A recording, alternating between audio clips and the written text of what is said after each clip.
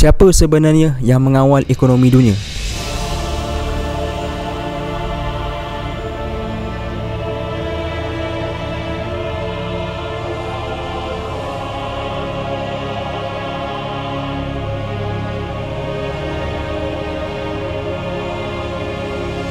Menurut World Economic Forum, hanya 26 individu terkaya memiliki kekayaan yang sama banyak dengan separuh penduduk dunia, iaitu kira-kira 3.8 bilion manusia. Fenomena ini menunjukkan ketidaksamaan ekonomi yang sangat melampau dan menimbulkan persoalan utama.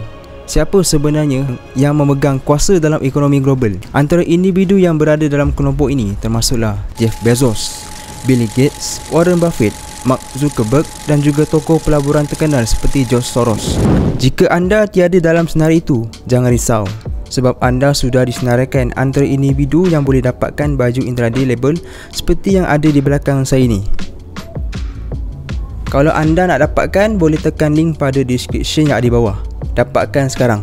Kekayaan mereka bukan sekadar angka dalam laporan kewangan, tapi kuasa untuk menggerakkan pasaran dunia hanya dengan satu keputusan pelaburan. Dengan pegangan besar dalam saham, hedge fund dan private equity, tindakan mereka sama ada buy atau sell boleh mencetuskan pergerakan besar dalam pasaran global. Kadang-kadang kesannya lebih besar daripada polisi kerajaan sendiri. Salah satu contoh paling besar dalam sejarah berlaku pada tahun 1992.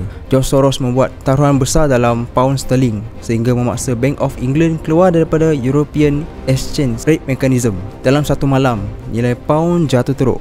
United Kingdom rugi berbilion dan Soros meraih hampir 1 bilion USD keuntungan. Peristiwa ini dikenali sebagai Black Wednesday dan ia menjadi bukti paling jelas bahawa seorang individu yang mampu menggoncang ekonomi sesebuah negara. Jelas bahawa kuasa sebenar dalam sistem ekonomi hari ini semakin tertumpu pada segelintir individu yang mengawal trilion dolar aset. Apabila mereka membuat keputusan yang menguntungkan, pasaran naik. Tapi apabila mereka melakukan langkah silap, kesannya boleh menjatuhkan ekonomi dan memberi impak kepada jutaan manusia di seluruh dunia. Walaupun ramai percaya individu super kaya boleh mengawal ekonomi dunia sesuka hati, sebenarnya wujud beberapa undang-undang yang sepatutnya menghadkan kuasa mereka.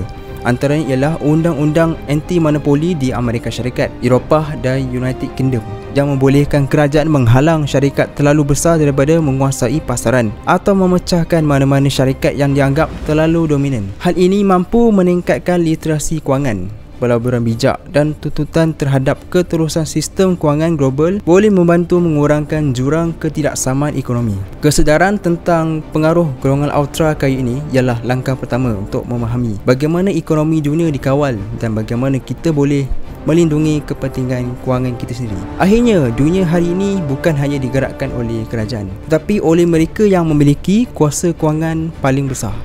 Nak tahu lebih banyak mengenai pasaran kewangan? Layari intraday.my.